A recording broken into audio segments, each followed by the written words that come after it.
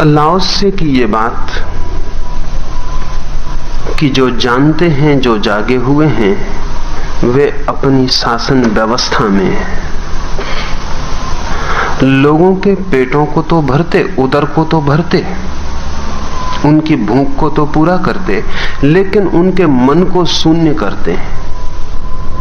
उनकी शरीर की तो सारी जरूरतें पूरी हों इसका ध्यान रखते, लेकिन उनका मन महत्वाकांक्षी ना बने इस दिशा में प्रयास करते। साधारणतः हम शरीर कितना ही कटे कट जाए, गले गल जाए, शरीर को कुर्बान करना पड़े कर हो जाए, लेकिन मन की आकांक्षा पूरी हो, मन की वासनाएं पूरी हों। और मन की वासनाओं की वेदी पर हम शरीर को चढ़ाने को सदा तत्पर हैं, चढ़ाते हैं। हमारा पूरा जीवन मन की वासनाओं को पूरा करने में शरीर की हत्या है। और साधारणतः ऐसे ही हम बुद्धिमानी कहेंगे, लेकिन लाओस से कहता है कि पेट तो लोगों के भरे हुए हों, लेकिन मन खाली। मन के खाली होने का क्या अर्थ है और पेट के भरे होने का क्या अर्थ है? लोग शरीर से तो स्वस्थ हों,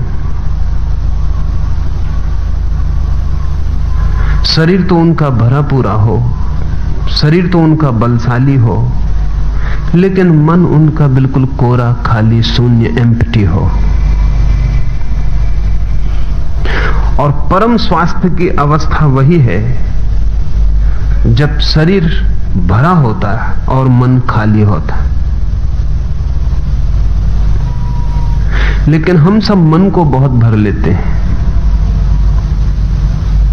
हमारी पूरी जिंदगी मन को भरने की कोशिश है, विचारों से, वासनाओं से, महत्वाकांक्षाओं से मन को हम भरते चले जाते हैं। धीरे धीरे शरीर तो हमारा बहुत छोटा रह जाता है, मन बहुत बड़ा हो जाता है। शरीर तो सिर्फ घसीटता है मन के पीछे। लाओस से कहता है मन तो हो खाली। लाओस ने जगह जगह जो उदाहरण लिए हैं वो ऐसे हैं। लाओस से कहता है कि जैसे बर्तन होता खाली। किस चीज को आप बर्तन कहते हैं? लाओस से बार बार पूछता, किस चीज को बर्तन कहते हैं? बर्तन की दीवार को या उसके भीतर के खालीपन को? आमतौर से हम बर्तन की दीवार को बर्तन कहते हैं। लाओस से कहता है दीवार तो बिल्कुल बेकार है, वो जो भीतर खाली जगह है वही काम में आती है। भरे हुए बर्तन को तो कोई ना खरीदेगा। मकान आप दीवार को कहते कि दीवार के भीतर जो खाली जगह है उसको? हम आमतौर से मकान दीवालों को कहते हैं, और जब हम मकान बनाने की सोचते हैं तो दीवारें बनाने की सोचते हैं। लाओस से कहता है बड़ी उल्टी तुम्हारी समझ है। मकान तो वो है जो दीवालों के भीतर खाली जगह, क्योंकि कोई आदमी दीवालों में नहीं रहता, खाली जगह में रहता है। और ये खाली जगह अगर भरी हो तो मकान बेकार है। तो शरीर तो सिर्फ दीवार है, वो तो मजबूत होनी चाहिए। वो भीतर जो मन है वही महल है, वो खाली होना चाहिए। और उस महल के भीतर भी जो मनुष्य की चेतना है, आत्मा है, वो निवासी है। अगर मन खाली हो तो ही वो निवासी ठीक से रह पाए, तो ही स्पेस और जगह होती। मन अगर बहुत भर जाता है तो अक्सर हालत ऐसी होती है कि मकान तो आपके पास है, लेकिन इतना कबाड़ से भरा है कि आप मकान के बाहर ही सोते हैं, बाहर ही रहते हैं, क्योंकि भीतर जगह नहीं है। अगर हम एक ऐसे आदमी की कल्पना करें जिसके पास बड़ा महल है लेकिन सामान इतना है कि भीतर जाने का उपाय नहीं, तो बाहर बरामदे में ही निवास करता है। हम सब वैसे ही आदमी हैं। मन तो इतना भरा है कि वहां आत्मा के रहने की जगह नहीं हो सकती, बाहर ही भटकना पड़ता है। जब भी भीतर जाएंगे तो आत्मा नहीं मिलेगी, मन ही मिलेगा। कोई विचार, कोई वृत्ति, कोई वासना मिलेगी, क्योंकि इतना भरा है सब। घर के भीतर जाते हैं तो फर्नीचर तो मिलता है, मालिक नहीं मिलता है। लाओस से कहता है जो ज्ञानी है वो कहते हैं शरीर तो भरा पूरा हो, पुष्ट हो, मन खाली हो, मन ऐसा हो जैसे है ही नहीं। और लाओस से कहता है मन के खाली होने का अर्थ है अमन हो, नो माइंड हो, जैसे है ही नहीं, जैसे मन की कोई बात ही नहीं है भीतर। उस खाली मन में ही जीवन की परम कला का आविर्भाव होता है और जीवन के परम दर्शन होने शुरू होते हैं। वे उनकी हड्डियों को दृढ़तर बनाते परंतु उनकी इच्छा शक्ति को निर्बल करते हैं। हड्डियों को मजबूत बनाते लेकिन उनके विल को, उनके संकल्प को कमजोर करते हैं, छीण करते हैं। हम सब तो संकल्प को मजबूत करते हैं। हम तो किसी व्यक्ति से कहते हैं कि क्या तुम में कोई विल पावर ही नहीं, तुम में कोई संकल्प की शक्ति नहीं? अगर संकल्प की शक्ति नहीं तो तुम बिना रीढ़ के आदमी हो, तुम आदमी ही नहीं। अल्लाह से कहता है ज्ञानी संकल्प की शक्ति को छीण करते हैं। अजीब बात है, हम तो एक एक बच्चे को सिखा रहे हैं कि विल बढ़नी चाहिए। इस सदी के जो बहुत बुद्धिमान लोग हैं उन सभी का ख्याल है कि आदमी में संकल्प बढ़ना चाहिए। नीत्शे ने बहुत अद्भुत किताब लिखी है, विल टू पावर। नीत्शे का ख्याल है कि आदमी के पूरे जीवन का एक ही लक्ष्य है कि शक्ति का संकल्प, शक्ति कैसे मिले इसका संकल्प। और जो आदमी जितना संकल्पवान है उतना महान है। कार्लाइल या इमर्सन, ये सारे के सारे पश्चिम के विचारक संकल्प पर जोर देते हैं कि संकल्प मजबूत हो। तुम्हारी इच्छा शक्ति ऐसी होनी चाहिए कि अटल पत्थर की दीवार, कि जगत हिल जाए लेकिन तुम न हिलो। परमात्मा तक पहुंचना हो तो छोड़ देना पड़ेगा अपने को, और स्वयं के मैं को मजबूत करना हो तो फिर पकड़ लेना पड़ेगा अपने को। तो शरीर चाहे मिट जाए, हड्डियां चाहे टूट जाएं, संकल्प ना टूटे। ऐसा हम सबकी व्यवस्था है। इसको हम सीधी व्यवस्था कहते हैं, क्योंकि हम कहते हैं कैसे कमजोर आदमी हो, लड़ नहीं सकते, जूझ नहीं सकते, शक्ति नहीं तुम में कोई। अल्लाह से कहता है ये शक्ति होनी ही नहीं चाहिए। नहीं, ऐसा नहीं कि तुम टूट जाओ लेकिन झुको मत। लाओस से कहता है तुम ऐसे हो कि तुम्हें पता ही ना चले कि तुम कब झुक गए। हवा को पता भी ना चले कि तुमने रेसिस्ट किया, कि तुमने थोड़ा भी प्रतिरोध किया। हवा आए कि तुम पहले ही झुक जाओ, जैसे घास के छोटे छोटे तिनके झुक जाते, अड़ियल वृक्ष अकड़ के खड़े रह जाते, तूफान से टक्कर लेते, छोटे पौधे झुक जाते। और बड़ा मजा ये कि छोटे पौधे तूफान को जीत लेते हैं और बड़े पौधे तूफान से मर जाते हैं। लाओस से कहता है अगर तुम लड़ोगे तो हारोगे, क्योंकि जिससे तुम लड़ रहे हो तुम्हें पता नहीं वो कौन है। एक एक व्यक्ति जब भी लड़ रहा है तो अनंत शक्ति से लड़ रहा है। हमारे चारों ओर जो अनंत निवास कर रहा है हम उससे ही लड़ रहे हैं। लाओस से कहता है लड़ो मत, लड़ो ही मत, लड़ने का सवाल ही ना उठे।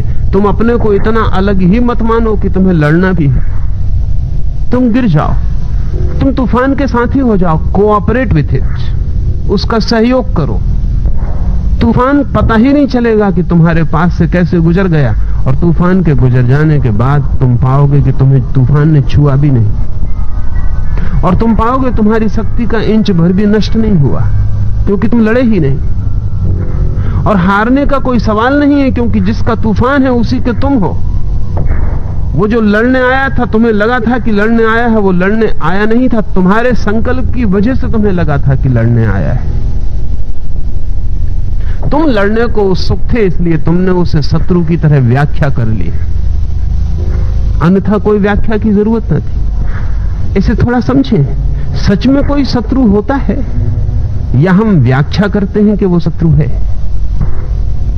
और व्याख्या हम क्यों करते हैं? हम व्याख्या इसलिए करते हैं कि हम लड़ना चाहते हैं। अगर मैं लड़ना ही नहीं चाहता तो एक बात निश्चित है कि मैं शत्रु की व्याख्या नहीं करूंगा कि कोई शत्रु। लड़ना चाहता हूं तो शत्रु को निर्मित करूंगा। सब शत्रुता संकल्प से निर्मित होती, सब संघर्ष संकल्प से निर्मित होता।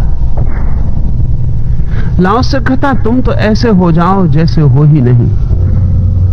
जैसे तलवार हवा से निकल जाती है, हवा कहीं कटती नहीं, क्योंकि हवा रेसिस्ट नहीं करती।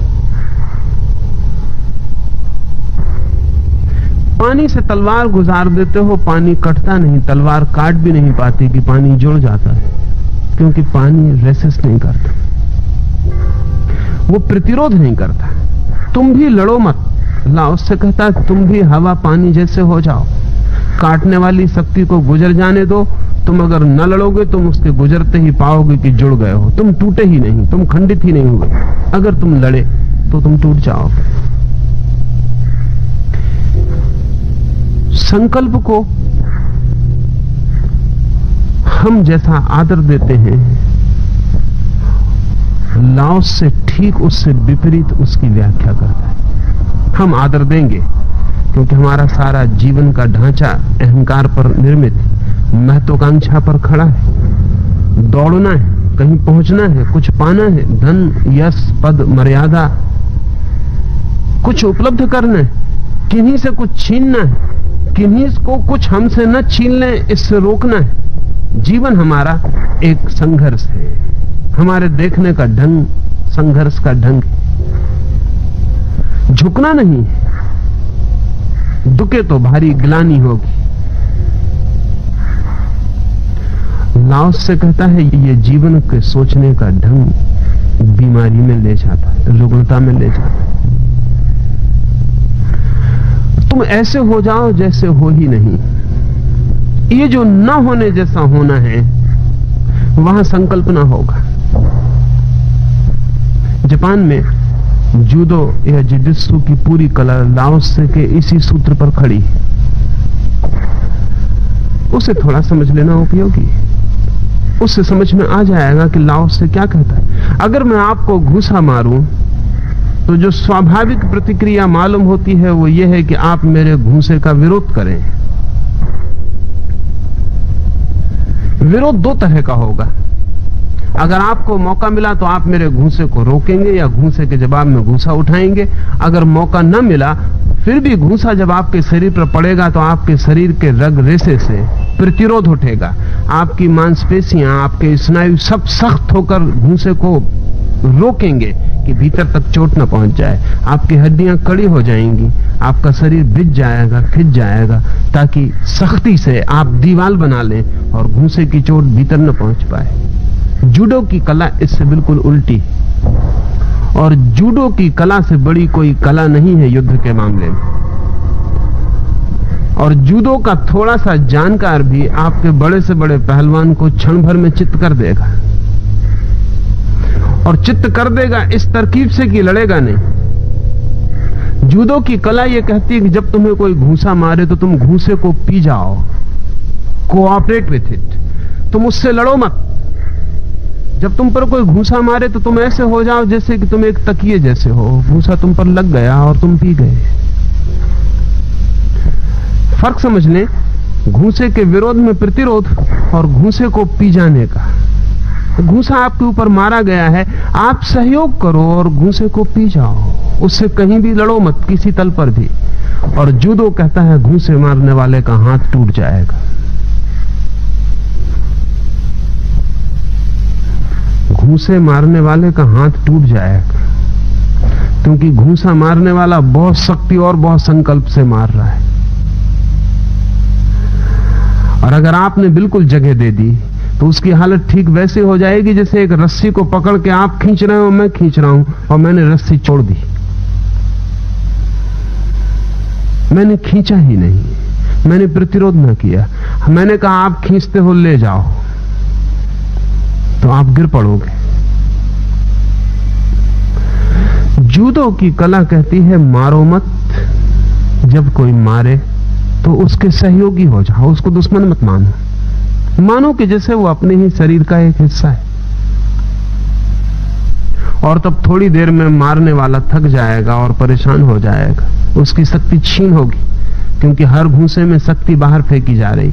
और आपकी शक्ति छीन नहीं होगी, बल्कि जूडो कहता है कि उसके घूंसे से जो शक्ति निकल रही है वो भी आप पी जाओगे, वो भी आपको मिल जाएगी। 5 मिनट के भीतर जूडो का ठीक से जानने वाला आदमी किसी भी तरह के आदमी को परास्त कर देता है। परास्त करना नहीं पड़ता, वो परास्त हो जाता है। एक बहुत प्रसिद्ध कथा है जूडो की। एक बहुत बड़ा तलवारबाज, एक बड़ा स्वार्ट्समैन, वो इतना बड़ा तलवारबाज है कि जापान में उसका कोई मुकाबला नहीं। एक रात वो अपने घर लौटा है, 2 बजे हैं। जब वो अपने बिस्तर पर लेटने लगा तो उसने देखा एक बड़ा चूहा निकला है दीवार से। उसे बड़ा क्रोध आया। उसने चूहे को डराने धमकाने की कोशिश की अपने बिस्तर पर से, लेकिन चूहा अपनी जगह पर बैठा रहा। उसे बड़ी हैरानी हुई। वो बड़े बड़े लोगों को धमका दे तो भाग खड़े होते, चूहा। उसको क्रोध इतना आ गया कि उसके पास में ही उसकी सीखने की लकड़ी की तलवार पड़ी थी। उसने उठा के जोर से चूहे पर हमला किया। हमला उसने इतने क्रोध में किया, चूहा जरा इंच भर सरक गया, उसकी तलवार जमीन पर पड़ी और टुकड़े टुकड़े हो गई, और चूहा अपनी जगह बैठा रहा। तब जरा उसे घबराहट पैदा हो गई। चूहा कोई साधारण नहीं मालूम होता। उसके वार को चूक जाना, उसका वार चूक जाए इसकी कल्पना भी नहीं थी। वो अपनी असली तलवार लेके आ गया, लेकिन जब चूहे को मारने के लिए कोई असली तलवार लेके आता है तो उसकी हार निश्चित है। असली तलवार लेकर आ गया जब वो, तभी हार निश्चित हो गई। चूहे को मारने के लिए असली तलवार एक योद्धा को लानी पड़े। चूहे से डर तो गया वो बहुत, और चूहा असाधारण है। हाथ उसका कपने लगा और उसे लगा कि अगर असली तलवार टूट गई तो फिर इस अपमान को सुधारने का कोई उपाय न रह जाए। उसने बहुत संभल के मारा, और जो जानते हैं वो कहते हैं जितना संभल के आप निशाना लगाएंगे उतना ही चूक जाएगा, क्योंकि संभलने का मतलब है कि भीतर डर है, भीतर घबराहट है, कंपन। अगर भीतर कोई डर नहीं, घबराहट नहीं, तो आदमी संभल के काम नहीं करता, काम करता है और हो जाता है। उसने तलवार मारी। उसे जिंदगी में उसने बहुत बार तलवार उठाई और चलाई, और वो कभी चूका नहीं था। एक क्षण उसका हाथ बीच में कपा, और जब तलवार नीचे पड़ी तो टुकड़े टुकड़े हो गई। चूहा जरा सा हट गया था। उस तलवारबाज की समझ के बाहर हो गई बात। उसने होश खो दिया। कहानी कहती है कि उसने गांव में खबर की कि किसी के पास कोई जानदार बिल्ली हो तो ले आओ, और दूसरे दिन गांव में जो बड़े से बड़ा धनपति था उसने अपनी बिल्ली भेजी। वो कई चूहों को मार चुकी थी, लेकिन तलवारबाज डरा हुआ था, और जिस धनपति ने अपनी बिल्ली भेजी थी वो भी डरा हुआ था, क्योंकि जब तलवारबाज की तलवार टूट गई हो तो बिल्ली कहां तक सफल होगी ये भय है। और बिल्ली को भी खबर मिल गई थी, और तलवारबाज बहुत बड़ा था। बिल्ली ने बहुत चूहे मारे थे, लेकिन इस चूहे से आतंकित हो गई थी। रात भर सो न पाई। सुबह जब चली तो पूरी तैयारी से चली। रास्ते में 25 योजनाएं बनाई। कभी कभी उसके मन को भी हुआ मैं ये क्या कर रही हूं, चूहे तो मुझे देखते ही भाग जाते हैं, मैं योजना कर रही हूं। लेकिन योजना कर लेनी उचित थी। चूहा असाधारण मालूम होता था। बिल्ली दरवाजे पर आई। एक क्षण उसने भीतर देखा। चूहे को देख कर कब गई। चूहा बैठा था, तलवार टुकड़े टुकड़े पड़ोस में पड़ी थी। इसके पहले कि बिल्ली आगे बढ़े, चूहा आगे बढ़ा। बिल्ली ने बहुत चूहे देखे थे, लेकिन कोई चूहा बिल्ली को देख के आगे बढ़ेगा। बिल्ली एकदम बाहर हो गई। तलवारबाज की हिम्मत बिल्कुल टूट गई कि अब क्या होगा। सम्राट को खबर की गई कि आपके राजमहल की बिल्ली भेज दी जाए, अब कोई और उपाय नहीं।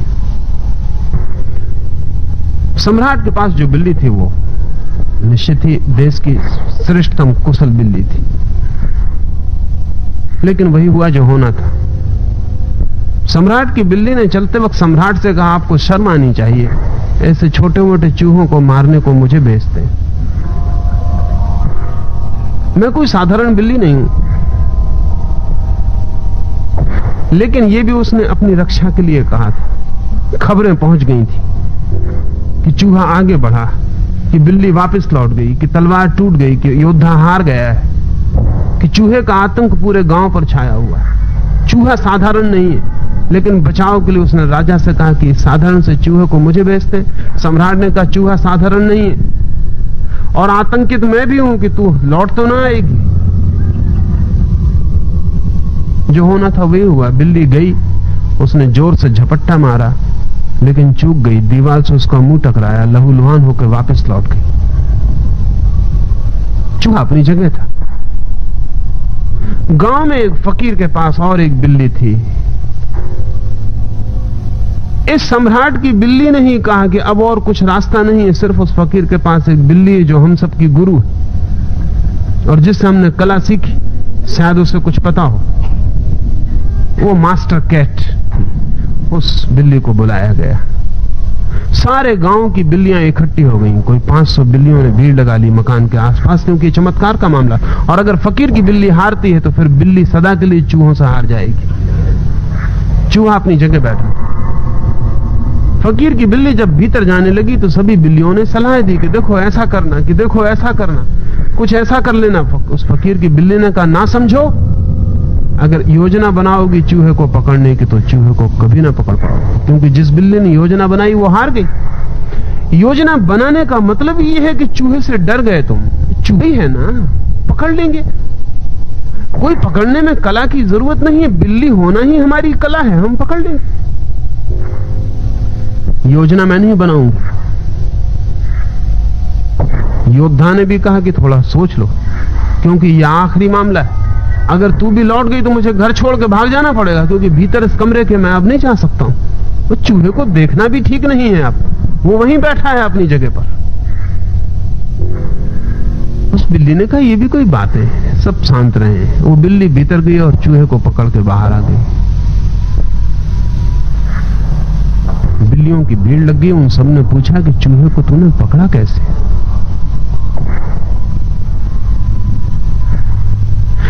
क्या है तरकीब? उस बिल्ली ने कहा मेरा बिल्ली होना काफी। मैं बिल्ली हूं और ये चूहा है। और चूहा सदा से कोऑपरेट करते रहे, सदा से सहयोग करते रहे, बिल्लियां सदा से पकड़ती रही। ये हम दोनों का स्वभाव है कि मैं बिल्ली हूं और ये चूहा है, ये पकड़ा जाएगा और मैं पकड़ लूंगी। तुमने योजना बनाई, इसी से भूल हो गई। तुम बुद्धि को बीच में लाए, इसी से परेशान हुए। ज़ैन फकीर इस कहानी को सैकड़ों साल से कहते रहे। ये बिल्ली गरीब फकीर की बिल्ली थी।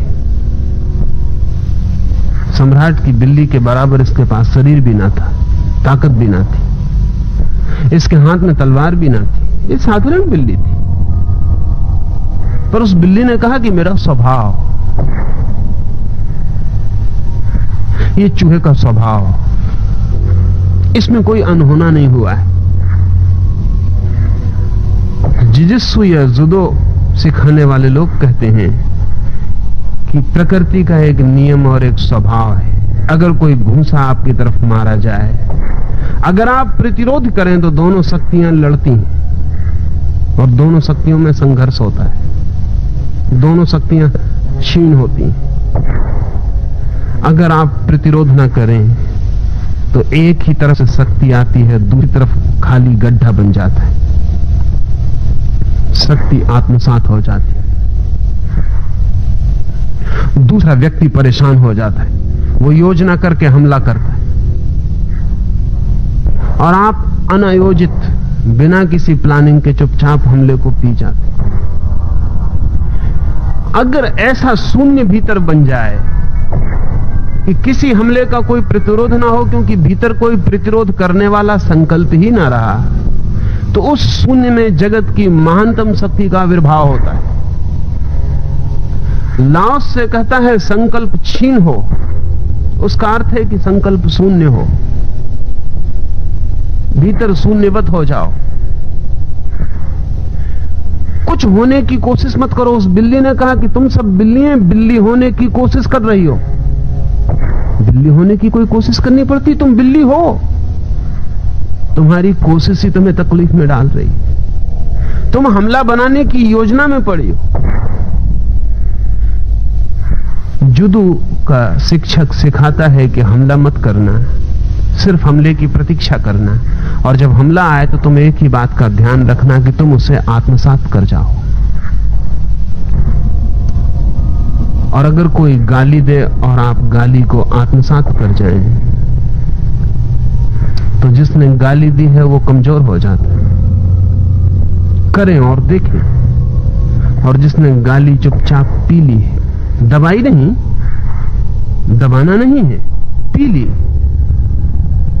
जैसे कोई ने प्रेम का उपहार दिया, ऐसा पी ली, आत्मसात कर ली, संभाली, अपने में एब्जॉर्ब कर ली, गड्ढा बन गया। तो गाली देने में जितनी शक्ति उस व्यक्ति की व्यय हुई, उतनी शक्ति इस व्यक्ति को मिल गई। और जब गाली देने वाला पाता है कि विरोध में गाली नहीं उठी, तो इतना परेशान हो जाता है जिसका कोई हिसाब नहीं। जब आप विरोध में गाली दे देते हैं तो परेशान नहीं होता, क्योंकि ठीक है, अपेक्षा यही थी कि आप गाली देंगे उत्तर में। लेकिन जब आप गाली नहीं देते हैं तब परेशान हो जाता, और दुगने वजन की गाली खोज के लाता, और जोर से हमला करता है। लेकिन अगर आपको कला है पीने की, तो आप उसके हमले को पीते चले जाते हैं और उसे निर्बल करते चले जाते हैं। वो अपनी ही निर्बलता से गिरता है। जुदो कहता है कि दुश्मन अपनी ही निर्बलता से गिर जाता है, तुम्हें गिराने की कोई जरूरत ही नहीं। और लाओ त्से के इन्हीं सूत्रों से और बुद्ध के विचार के सम्मिलन से ज़ेन का जन्म हुआ। बुद्ध का विचार भारत से चीन पहुंचा, और चीन में लाओ त्से के विचार की परत वातावरण में थी। इन दोनों के संगम से एक बहुत ही नई तरह की चीज दुनिया में पैदा हुई, ज़ेन। बुद्ध ने भी कहा था बहुत और अर्थों में, किसी और तल पर, कि मैं अपने भीतर के शत्रुओं से लड़ लड़ के हार गया और न जीत पाया। और जब मैंने भीतर के शत्रुओं से लड़ना ही बंद कर दिया और जीतने का ख्याल ही छोड़ दिया, तो मैंने पाया कि मैं जीता ही हुआ हूं। और जब लाओ त्से के इन सूत्रों से बुद्ध के इन विचारों का तालमेल बना, तो एक बिल्कुल ही नया विज्ञान पैदा हुआ। वो विज्ञान है बिना लड़े जीतने का। वो विज्ञान है लड़ना ही नहीं और जीत जाना, संघर्ष नहीं और विजय, संकल्प नहीं और सफलता। हम सोच ही नहीं सकते, क्योंकि हम तो सोचते हैं जहां भी संकल्प होगा वहीं सफलता है, जहां संघर्ष होगा वहीं विजय है, जहां युद्ध होगा वहीं तो पुष्पहार पहनाए जाएंगे जीत के। तो लाओ से उल्टा मालूम पड़ेगा। वो कहता हड्डियां तो मजबूत हो, लेकिन संकल्प शून्य हो। क्यों? हड्डियां और संकल्प में क्यों फर्क कर रहा है? अगर आपके ऊपर मैं हमला करूं तो हड्डियां इतनी मजबूत होनी चाहिए कि हमले को पी सकें। हड्डियों का मतलब है आपके पास जो भी पीने का संरचना है, स्ट्रक्चर है, वो इतना मजबूत होना चाहिए कि पी जाए। लेकिन भीतर कोई प्रतिरोध करने वाला अहंकार नहीं होना चाहिए कि लड़ पड़े।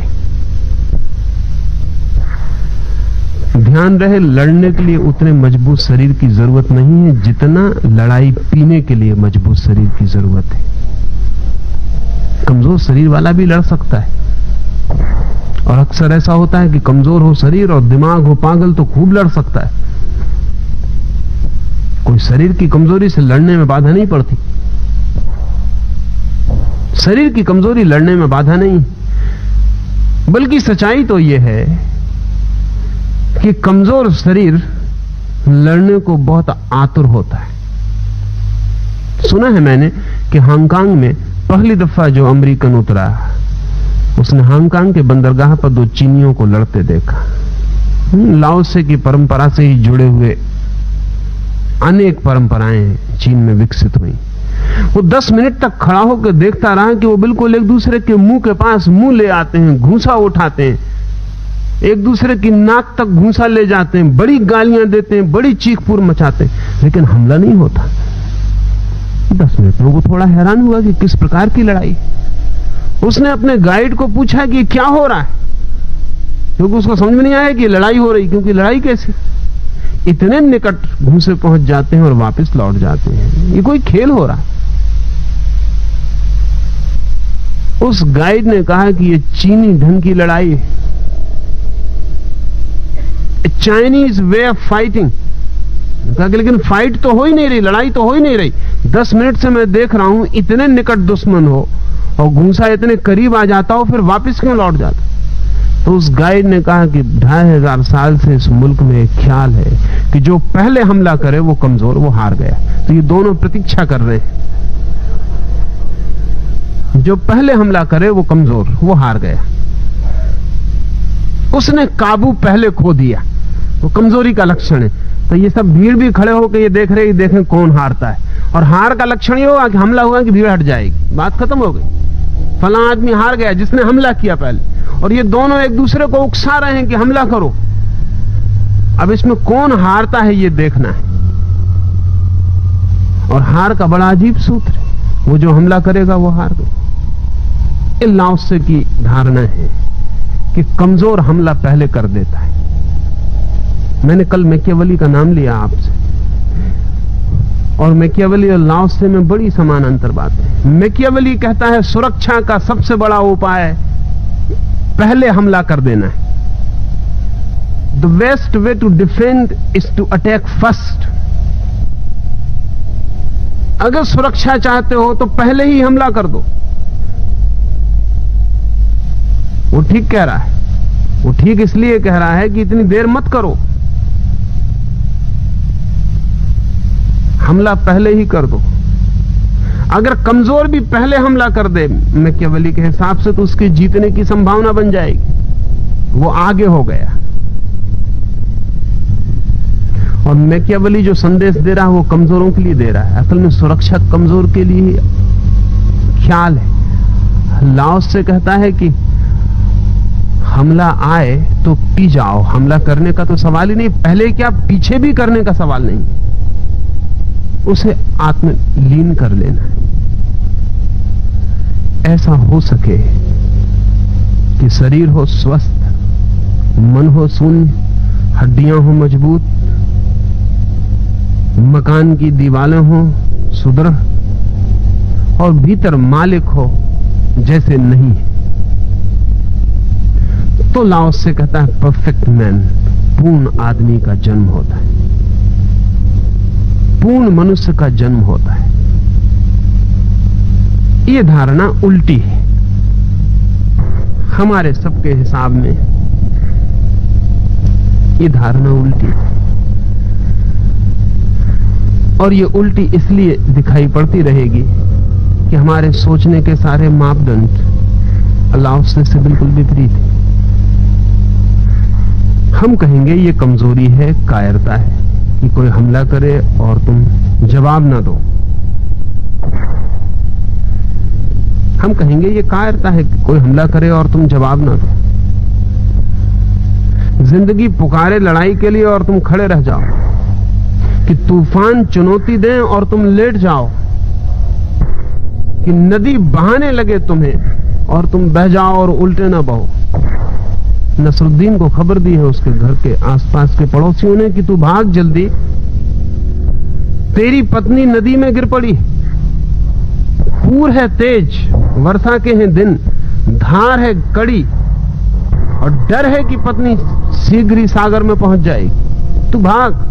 नसरुद्दीन भागा, तट पर बहुत भीड़ इकट्ठी हो गई, वो नदी में कूदा और उल्टी धार की तरफ तैरने लगा। उल्टी तरफ, सागर की तरफ दौड़ रही है नदी, वो उल्टी तरफ नदी के उद्गम की तरफ जोर से तैरने लगा। तेज है धार, तैर भी नहीं पा रहा। लोगों ने चिल्लाया, पागल नसरुद्दीन, कोई नदी में गिर जाए तो उल्टी तरफ नहीं बहता, तेरी पत्नी नीचे की तरफ गई होगी। उन्होंने कहा कि माफ करो, मेरी पत्नी को मैं तुमसे अच्छी तरह जानता हूं, वो सदा उल्टे काम करती है, उसे मैं भली भांति पहचानता हूं। 30 साल का हमारा उसका सत्संग, अगर तुम ये कहते हो कि सभी लोग नदी में गिर के नीचे की तरफ बहते हैं तो मेरी पत्नी ऊपर की तरफ बही होगी। लाओसे और हमारे बीच ऐसे ही उल्टे नाते, इसलिए लाओसे को समझना मुश्किल हो जाता है। लाओसे को समझना मुश्किल हो जाता है क्योंकि हमारे तर्क की व्यवस्था में, उसकी तर्क की व्यवस्था में बड़ा उल्टापन है। हम कहते हैं कायरता, और लाओसे कहता है शक्ति। वो कहता है जितनी बड़ी शक्ति है उतनी ही लड़ने की आतुरता कम होगी। अगर शक्ति पूर्ण है तो लड़ाई होगी ही नहीं। ऐसा समझे हम परमात्मा के द्वार पर जाके हम गाली दे रहे, कोई उत्तर नहीं मिलता। और नास्तिक हजारों साल से खंडन करते रहे हैं, एक भी बार ऐसा नहीं हुआ कि परमात्मा एक आध बात तो कह देता कि मैं हूं। इतने दिन से लंबा विवाद चलता है, एक आध बार तो उसको इतना तो ख्याल आ जाना चाहिए था कि बड़ी कायरता होगी, एक दफा तो कह दूं कि मैं हूं। नहीं, वो चुप है। लाओस से कहता है वो इसलिए चुप है कि वो परम शक्ति है, प्रतिरोध वहां नहीं है। अगर नास्तिक कहता है तुम नहीं हो तो परमात्मा से भी प्रतिध्वनि आती है कि नहीं हूं, कोऑपरेट कर जाता है, उसके साथ भी सहयोग कर लेता है, उससे भी विरोध नहीं है। जितनी बड़ी ऊर्जा उतना ही प्रतिरोध नहीं होता। सुना है मैंने एक स्कूल में एक पादरी बच्चों को बाइबल का पाठ सिखा रहा है और उनसे कह रहा है कि कल मैंने तुम्हें क्षमा के लिए सारी बातें समझाई थी। अगर कोई तुम्हें मारे तो तुम उसे क्षमा कर सकोगे?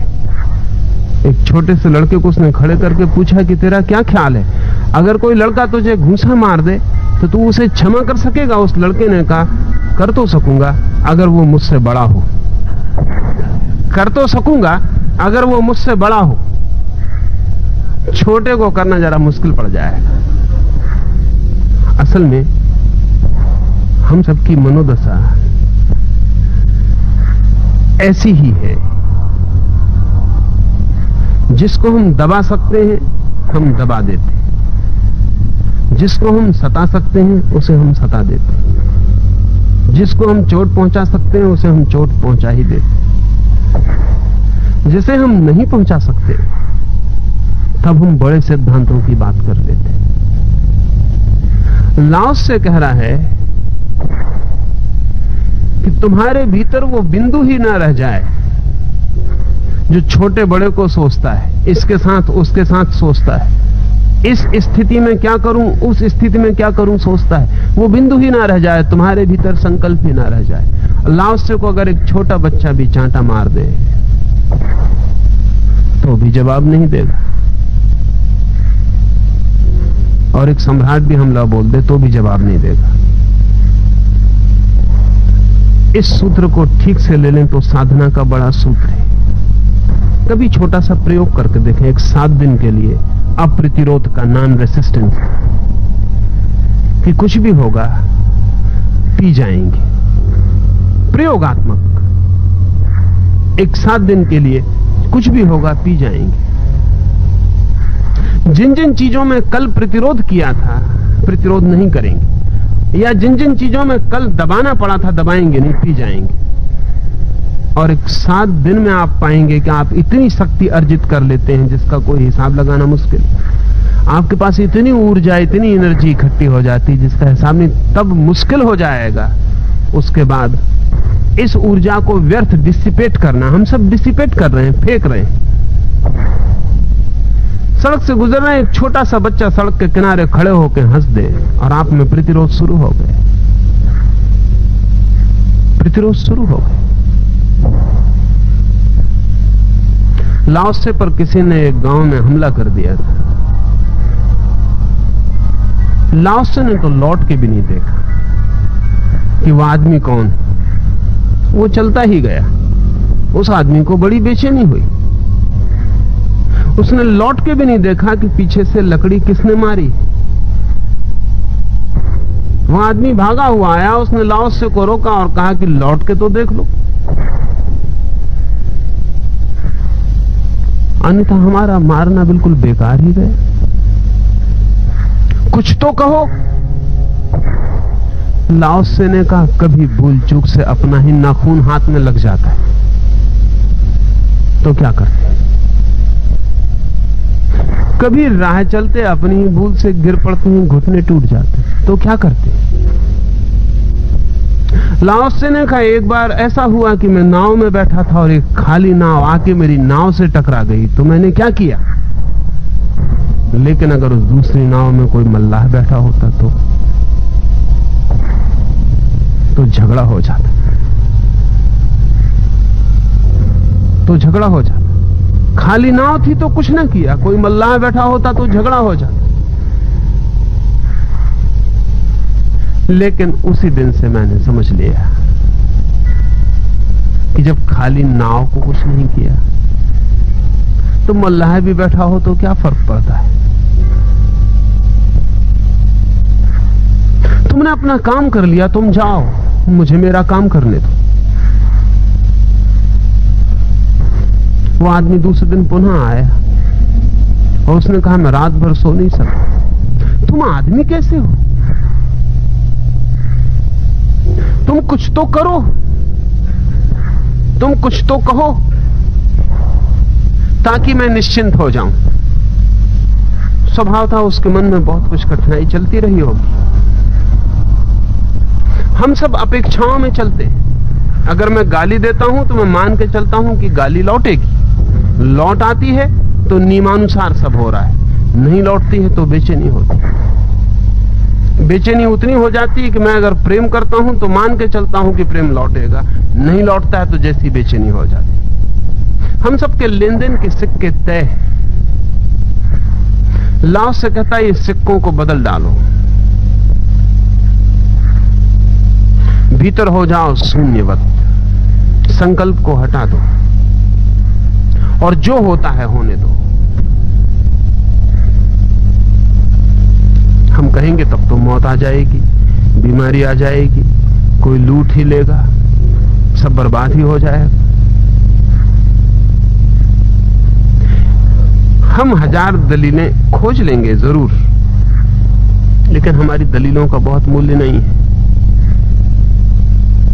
क्योंकि जिन चीजों को बचाने के लिए हम दलीलें खोज रहे हैं उनमें से हम कुछ भी नहीं बचा पाते, सभी छूट जाता है। न तो मौत रुकती, न बीमारी रुकती, कुछ रुकता नहीं, सभी नष्ट हो जाता है। और उसको बचाने की चेष्टा में हम कभी उसे पा ही नहीं पाते जो ऐसा था कुछ कि मिल जाता तो कभी नष्ट नहीं होता है।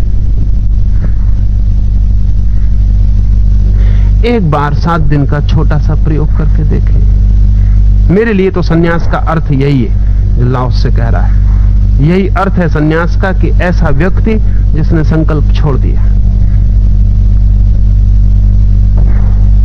जिसने समर्पण स्वीकार कर लिया, जिसने इस जगत के साथ संघर्ष छोड़ दिया और सहयोगी हो गए। जो कहता है मेरी शत्रुता नहीं, हवाएं जहां ले जाएं मैं चला जाऊंगा। जो कहता है मेरी अपनी कोई आग्रह की बात नहीं कि ऐसा हो, जो हो जाएगा वही मुझे स्वीकार। ऐसी कोई मंजिल नहीं जहां मुझे पहुंचना है, जहां पहुंच जाऊंगा कहूंगा यही मेरी मंजिल है। ऐसा व्यक्ति सन्यासी है। और ऐसी सन्यास की भावदशा में जीवन का जो परम धन है उसका द्वार, उस खजाने का द्वार खुल जाता है। लाओ से कहता है संत जो जानते हैं वे प्रज्ञावान पुरुष अपने शासन में, ये भी शब्द सोचने जैसा है क्योंकि संत का कोई शासन नहीं होता। संत की क्या गवर्नमेंट होती? सेजेस इन देयर गवर्नमेंट, संत अपने शासन में। संतों की तो कोई सरकार दिखाई पड़ती नहीं। लेकिन ये बड़ा पुराना शब्द है, बड़ा पुराना शब्द है। और वक्त था ऐसा जबकि संत का ही शासन था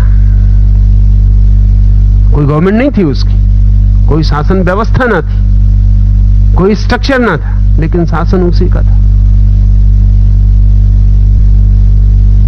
जैन परंपरा में अभी भी महावीर का शासन, ऐसा ही शब्द प्रयोग किया जाता है। जो शासन दे उसको शास्ता कहा जाता है, इसलिए महावीर को या बुद्ध को शास्ता कहते हैं। शास्ता जिसने शासन दिया, और वो शास्ता ने जो कहा जहां संग्रहित हो उसको शास्त्र कहा जाता है। शासन का अर्थ है ऐसे नियम जिनसे आदमी चल सके और पहुंच सके। तो लाओस से कहता है संत अपने शासन में, अपनी सूचनाओं में, मनुष्य को चलाने के लिए जो शास्त्र वे निर्मित करते हैं उसमें आदमी के मन को तो खाली करने की कोशिश करते, शरीर को भरने की कोशिश करते, संकल्प को तोड़ते, हड्डियों को मजबूत कर देते।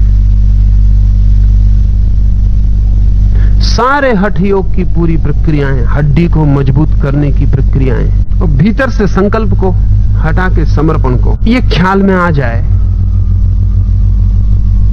तो व्यक्तित्व का एक दूसरा ही रूप, जैसे हम हैं फिर वैसे नहीं,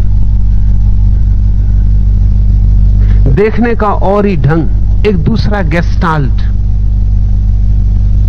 और जैसा हम देखना शुरू करते हैं वैसी ही चीजें दिखाई पड़नी शुरू हो जाती।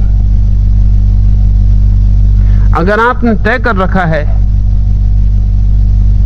सजग रहना है, हर वक्त हमला हो तो हमले से उत्तर देना है, हमला ना हो तो पहले से तैयारी रखनी है, तो आप रोज दुश्मन को खोज लेंगे। जगत बहुत बड़ा है और हर आदमी की जरूरतें पूरी कर देता है। अगर आप दुश्मन को खोजने निकले हैं तो आप दुश्मन को प्रतिपल खोज लेंगे। ये खोज करीब करीब वैसी है जैसे कभी पैर में चोट लग जाए तो फिर दिन भर पैर में उसी जगह चोट लगती मालूम पड़ती। कभी कभी हैरानी भी होती है कि मामला क्या है, इतना बड़ा शरीर है कहीं चोट नहीं लगती, वहीं चोट लगती है जहां चोट लगी है। तो चोट तो रोज वहां ही लगती थी, पता नहीं चलती थी, आज वहां चोट लगी है इसलिए पता चलती है। आपका वो हिस्सा संवेदनशील है, सेंसिटिव है, इसलिए पता चलता है। दूसरे हिस्से पे पता नहीं चल रहा, वो संवेदनशील नहीं है। तो हम जिस जिस चीज के लिए संवेदनशील हो जाते हैं वही वही हमें पता चलता है। अगर हम आक्रमण के प्रति संवेदनशील हैं, अगर हमें लग रहा है कि सारा जीवन एक संघर्ष युद्ध है, तो फिर हम रोज हर घड़ी उन लोगों को खोज लेंगे जो शत्रु हैं, उन स्थितियों को खोज लेंगे जो संघर्ष में ले जाएं। लाओस से दूसरा गेस्टाल्ट, देखने का दूसरा ढंग, दूसरी सेंसिटिविटी दे रहा, वो दूसरी संवेदनशीलता दे रहा है। वो कह रहा है कि सहयोग को खोजो, और जो आदमी उस भाव से खोजने निकलेगा उसे मित्र मिलने शुरू हो जाते, उसकी संवेदनशीलता दूसरी हो जाती, वो मित्र को खोजने लगता है, और हम जो खोजते हैं वो हमें मिल जाता है। या हम ऐसा कहें कि जो भी हमें मिलता है वो हमारी ही खोज है। इस जगत में हमें वो नहीं मिलता जो हमने नहीं खोजा है। इसलिए जब भी आपको कुछ मिले तो आप समझ लेना कि आपकी अपनी ही खोज है, लेकिन हम ऐसा कभी नहीं मानते। अगर दुश्मन मिलता है तो हम सोचते हैं हमारी क्या खोज है, दुश्मन है इसलिए मिल गया। नहीं, दुश्मन होने के लिए आप संवेदनशील हैं, आप तैयार हैं, खोज ही रहे। सहयोग की ये व्यवस्था, कोऑपरेशन और कॉन्फ्लिक्ट, क्रोपाटकिन ने एक किताब लिखी है, और क्रोपाटकिन इस सदी में, कॉन्फ्लिक्ट की सदी है हमारी, तो हमारा तो पूरा युग संघर्ष का है, जहां मार्क्स से लेकर और माओ तक सारा विचार संघर्ष और कलह का है। वहां एक आदमी जरूर रूस में ही हुआ, वो आदमी भी क्रोपाटकिन, वो कोऑपरेशन, सहयोग, संघर्ष नहीं। और उसने एक बहुत बड़ी कीमती बात प्रस्तावित की, हालांकि इस सदी में सुनी नहीं गई, क्योंकि ये सदी उसके लिए संवेदनशील नहीं। डार्विन ने सिद्ध करने की कोशिश की कि सारा जगत जीवन के लिए संघर्ष है, स्ट्रगल है, स्ट्रगल टू सर्वाइव। अपने अपने को बचाने के लिए हर एक लड़ रहा है।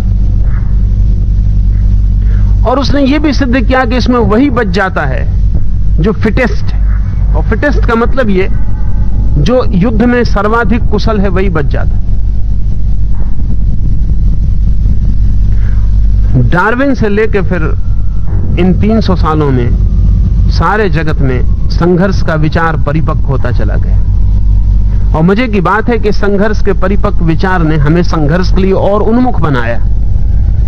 और जब इस सिद्धांत को हमने स्वीकार कर लिया कि जीवन एक संघर्ष है, हर एक लड़ रहा है, सिर्फ बाप बेटे से लड़ रहा है, बेटा बाप से लड़ रहा है, पति पत्नी से लड़ रहा है, सब लड़ रहे हैं। ऐसा नहीं कि नौकर मालिक से ही लड़ रहा है, संघर्ष ही चल रहा है पूरे समय। ये सारा जीवन एक संघर्ष का ही रूप है। ये डार्विन से लेकर माओ तक सारा ख्याल संघर्ष का है। कलह, वर्ग कलह, फिर कलह बढ़ती चली जाती तो सभी तलों में प्रवेश कर जाती। फिर एक एक आदमी अकेला है और सारी दुनिया से लड़ रहा है। क्रोपाटकिन ने कहा कि संघर्ष आधार नहीं है, सहयोग आधार है।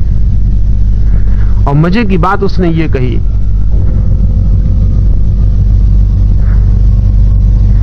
कि संघर्ष भी करना हो तो भी सहयोग जरूरी है। जिससे लड़ना है उसका भी सहयोग चाहिए, लड़ाई के लिए भी। अगर वो लड़ने में भी असहयोगी हो जाए, नॉन कोऑपरेटिव हो जाए और कह दे कि नहीं लड़ते, तो लड़ने का भी कोई उपाय नहीं।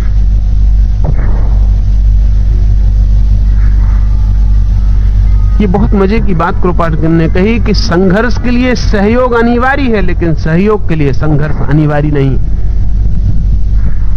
फाउंडेशनल, बुनियादी सहयोग है, क्योंकि संघर्ष भी बिना सहयोग के नहीं हो सकता। अगर मैं आपसे लड़ना भी चाहूं तो किसी न किसी रूप में आपके सहयोग की जरूरत है। अगर आप बिल्कुल कोऑपरेट ही ना करें तो लड़ाई भी नहीं चल सकती। लड़ाई भी बड़ा सहयोग है। और दो आदमी जब लड़ते हैं तो बहुत बहुत ढंगों से एक दूसरे का सहयोग करते हैं। लेकिन सहयोग के लिए किसी संघर्ष की जरूरत नहीं। इसका अर्थ यह होता है कि सहयोग ज्यादा गहरे में है। और क्रोपाटकिन ने कहा कि डार्विन ने जाके देख लिया जंगल में कि शेर इस जानवर को खा रहा है, वो जानवर उस जानवर को खा रहा है। लेकिन क्रोपाटकिन का कहना है कि 24 घंटे में अगर एक बार शेर एक जानवर पर हमला करता है तो बाकी 23 घंटों में हजारों जानवरों के साथ सहयोग कर रहा है। उसे कभी डार्विन ने देखा नहीं। जंगल के जानवर 24 घंटे लड़ नहीं रहे। सच बात यह है कि आदमी से ज्यादा लड़ने वाला कोई भी जानवर जंगल में नहीं। एक सूफी फकीर हुआ है जलालुद्दीन, वो अपने ध्यान में बैठा है और उसके एक शिष्य ने आके उससे कहा कि उठिए उठिए, बड़ी मुश्किल हो गई। एक बंदर के हाथ में तलवार पड़ गई, कुछ ना कुछ खतरा होकर रहेगा। जलालुद्दीन ने कहा बहुत परेशान मत हो, आदमी के हाथ में तो नहीं पड़ी है ना, फिर कोई फिक्र की बात नहीं, फिर कोई चिंता की बात।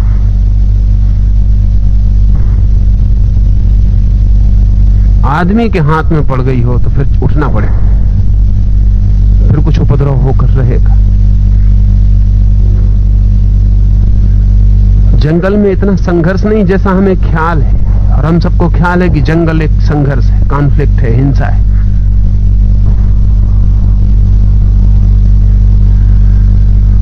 बड़ा सहयोग है।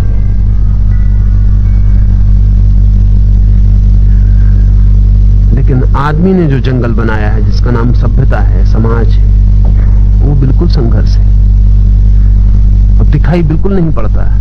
और पूरे समय एक दूसरे की दुश्मनी में सारा का सारा जाल फैलता चला जाता है। क्रोपाटकिन वही कह रहा है जो लाओत्से ने किसी दूसरे तल पर और गहरे तल पर कहा था। लाओस से कहता है सहयोग, लेकिन सहयोग वे ही लोग कर सकते हैं जिनके भीतर संकल्प क्षीण हो। कलह वे ही लोग कर सकते हैं जिनके भीतर संकल्प मजबूत हो। संकल्प जितना ज्यादा होगा कलह उतनी ज्यादा होगी। संकल्प कलह का सूत्र है। संकल्प क्षीण होगा, शून्य होगा, कलह विदा हो जाएगी। लड़ने वाला तत्व ही नहीं रह जाएगा जो लड़ सकता था। इसे थोड़ा प्रयोग करके देखिए। अल्लाह से की सारी चीजें प्रयोग करने जैसी हैं, और प्रयोग करेंगे तो ख्याल में ज्यादा गहरा आएगा। मुझे सुन लेंगे उतने से बात बहुत साफ नहीं होगी। मुझे सुन के लगेगा भी कि समझ गए, तो भी समझ में नहीं आएगा। ये समझ ऐसी ही होगी जैसे अंधेरे में छोटी सी बिजली कौन जाए। एक क्षण को लगे कि सब दिखाई पड़ने लगा, और फिर क्षण भर बाद अंधेरा हो जाए। क्योंकि आपका जो अपना तर्क है वो तर्क लंबा है, वो जन्मों जन्मों का है। जन्मों जन्मों का जो तर्क है वो तो कलह का है, संघर्ष का है। इस संघर्ष के तर्क की लंबी यात्रा में जरा सी बिजली कौन जाए कभी सहयोग की किसी की बात से, तो कितनी देर टिकेगी? जब तक कि आप सहयोग के लिए भी कोई प्रयोग ना करें, जब तक कि आपके संघर्ष के अनुभव के विपरीत सहयोग का अनुभव भी खड़ा ना हो जाए। उसे थोड़ा प्रयोग करें। एक 7 दिन का नियम, किसी भी सूत्र को समझने के लिए कम से कम 7 दिन का नियम ले ले कि कल सुबह से 7 दिन तक सहयोग करूंगा, चाहे कुछ भी हो जाए। जहां जहां संघर्ष की स्थिति बनेगी वहां वहां सहयोग करूंगा। और इस सूत्र का राज खुल जाएगा। इन सब सूत्रों का राज व्याख्या से नहीं, प्रतीति से खुलता है। व्याख्या से समझ में आ जाए इतना ही कि प्रयोग करने जैसा है, उतना काफी है। जिससे लड़े थे उससे सहयोग कर लें। जिससे लड़े होते उससे सहयोग कर लें। जिस परिस्थिति में अकड़ के खड़े हो गए होते उस परिस्थिति में लेट जाएं, बह जाएं, और देखें 7 दिन में आप मिटे या बने। देखें 7 दिन में आप कमजोर हुए कि शक्तिशाली हुए। देखें 7 दिन में आप खो गए कि बचे।